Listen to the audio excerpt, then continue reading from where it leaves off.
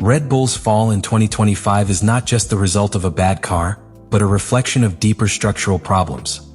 Red Bull was synonymous with excellence in Formula One, a hegemony built on unparalleled aerodynamic engineering, precise strategies, and, above all, the superlative talent of Max Verstappen. However, the 2025 season exposed a harsh reality. Even the most solid empires can falter when the foundations slowly erode away from the spotlight. The RB21, presented as a technical revolution compared to its predecessor, failed to live up to the most basic expectations. Despite Christian Horner's assurances that every surface, every component of the car had been improved, the on-track evidence was brutally contradictory. From the first practice sessions in Bahrain, the car's structural limitations were exposed. Chronic instability over curbs, unbalanced cornering, and an alarming lack of adaptability to setup changes. The problem, however, wasn't just technical. The crisis was systemic. While McLaren focused on an aggressive but progressive evolution of its successful MCL38, Red Bull banked everything on radical changes without addressing the root causes of its shortcomings. The result was a temperamental car, extremely sensitive to asphalt temperature and small variations on the track. Max Verstappen, accustomed to handling dominant tools, was forced to fight the car on every lap, compensating for the many design flaws with his natural talent. Verstappen's public statements were, at times, unusually critical, revealing between the lines a deep frustration that he had until then managed to keep contained. At the same time, the Formula One environment was changing quietly but decisively. McLaren, Ferrari, and Mercedes were not only improving in performance, but also in organizational stability and progressive development. McLaren in particular seemed to have found the perfect recipe: an aggressive design philosophy, coherent sports management, and a young, hungry, and technically precise driver duo that responded with every feedback. Lando Norris and Oscar Piastri not only drove fast, but also provided impeccable feedback on the car's development, something that Red Bull was beginning to suffer after years of centralizing the entire project around Verstappen. Red Bull's downfall wasn't an isolated accident. It was the consequence of multiple factors that converged at the most inopportune moment. The talent drain in the technical department, the internal wars caused by the Horner case in 2024, the lack of flexibility in car development, and erratic driver management that led to the precipitous rise of Liam Lawson, who couldn't live up to the pressure of driving for Red Bull Racing. Each of these elements, on its own, would have been manageable, but together they created a perfect storm. Red Bull, for the first time in years, was no longer dictating the pace of Formula One. Now it was racing desperately, trying to close a gap that seemed to grow every weekend. This technical and organizational collapse cruelly materialized in the first Grand Prix of the year. In Australia, while McLaren and Ferrari battled for victory in mixed and technically demanding conditions, Red Bull barely managed to stay within the top points, relying entirely on Verstappen's individual skills to make up for a glaring performance deficit. And the worst was yet to come. Internally, the pressure was suffocating. Solutions weren't immediate, and uncertainty was beginning to permeate even the most optimistic sectors of the team.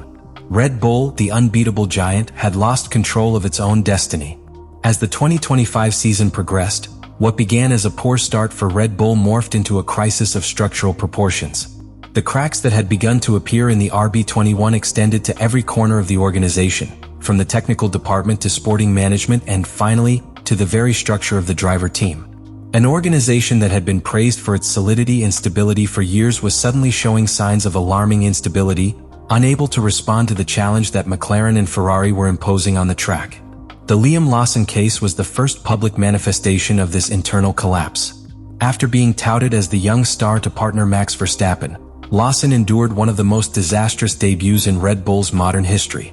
Over 2 Grands Prix, he racked up driving errors, poor qualifying, and performances lacking the minimum consistency required at the top level of the sport.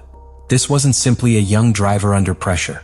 It was confirmation that Red Bull had lost its traditional rigor in the selection and preparation of its second driver. Lawson's immediate demotion to Racing Bulls, and the urgent promotion of Yuki Tsunoda to take his place in the main team, was a decision that evidenced panic rather than strategy. Red Bull was no longer leading, it was improvising. The impact of this chaotic management soon reached its star. Max Verstappen, who had remained loyal to Red Bull even during the most tense moments at the end of 2024, began to send unequivocal signs of discomfort. The performance clauses in his contract, always seen as a formality during the years of dominance, now took on real weight. The threat of an exit, whether to Mercedes, Aston Martin, or any other team capable of offering him a winning car, became increasingly tangible. Jos Verstappen's comments to the international press confirmed that the patience of Max's entourage had limits, and those limits were dangerously close.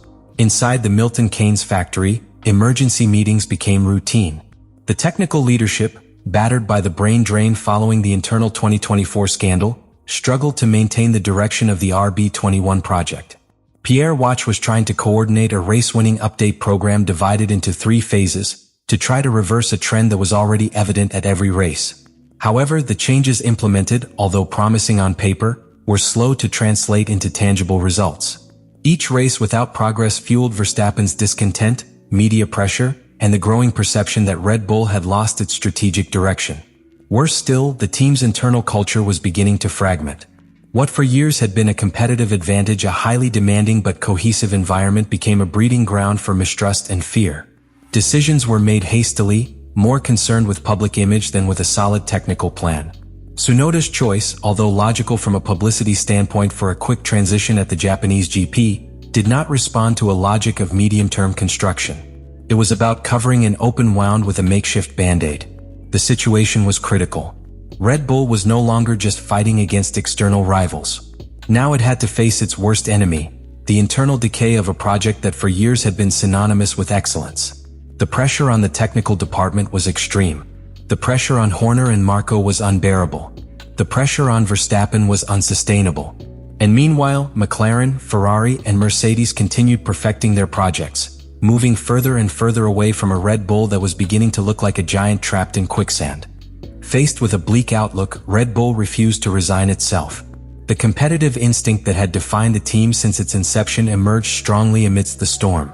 Although the signs of internal deterioration were evident, the organization still possessed a reservoir of talent, experience, and resources that it was not willing to waste. The attempt to resurrect the RB21 would not be a matter of a single technical change or a miracle driver. It was designed as a meticulous process, divided into 3 strategically planned phases, with the aim of returning the team to the competitive forefront before the championship definitively slipped from its grasp. The first phase of the plan was activated at the Saudi Arabian Grand Prix. Red Bull introduced a package of updates focused on ground effect aerodynamics, a critical area in the current era of ground effect-based technical regulations.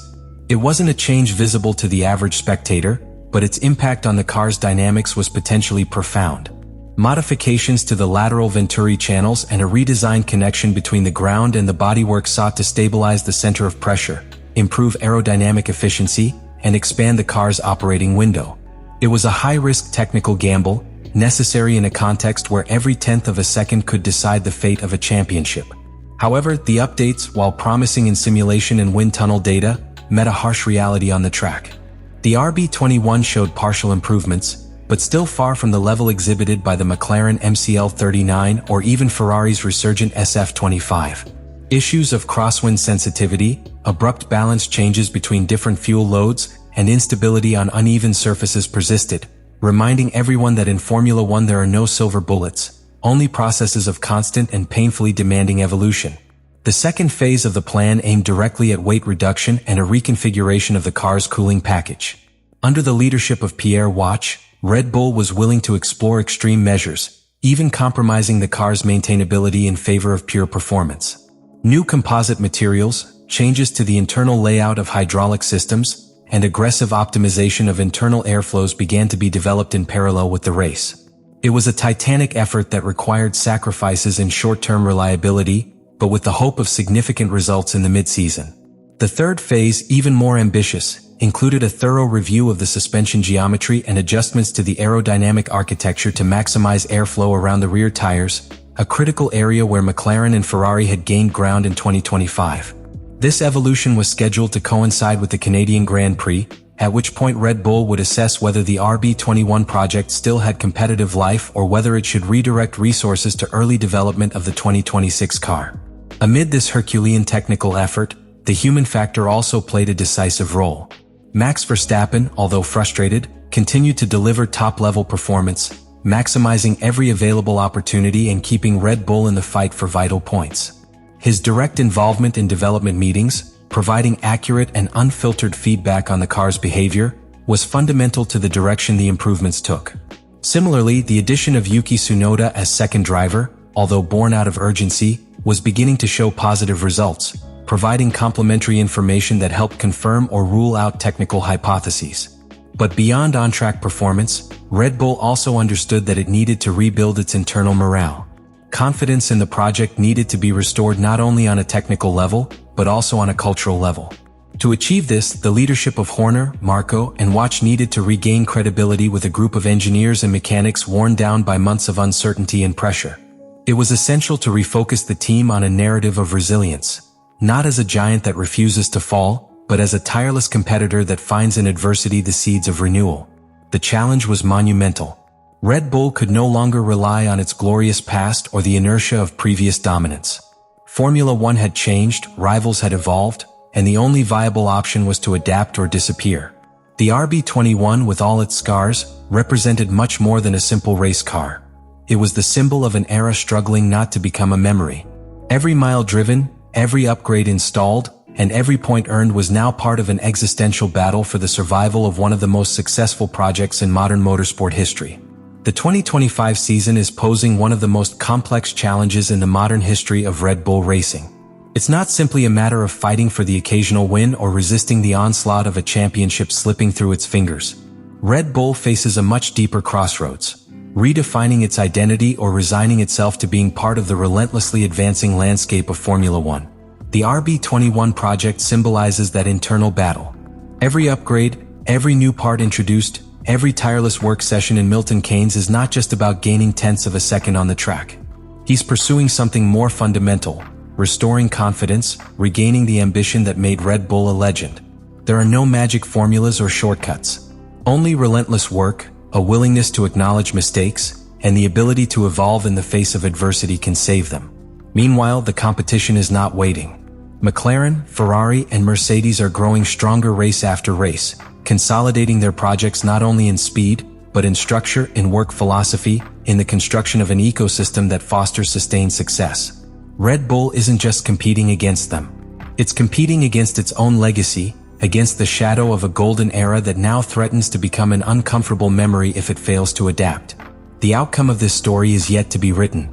It may be an epic of redemption, a rebirth that returns Red Bull to the pinnacle of world motorsport, or it may be the beginning of the end of a cycle that once seemed eternal. Everything will depend on decisions being made now, quietly, in the workshops, in technical meetings, in development strategies. Decisions that will not only define the fate of a season, but the future of an entire project. Ultimately, the real question is not whether Red Bull can win one more race or championship. The real question is whether Red Bull can reinvent itself in time, whether it can learn from its mistakes instead of being consumed by them, whether it can transform and evolve as a sport as ruthlessly competitive as Formula One demands.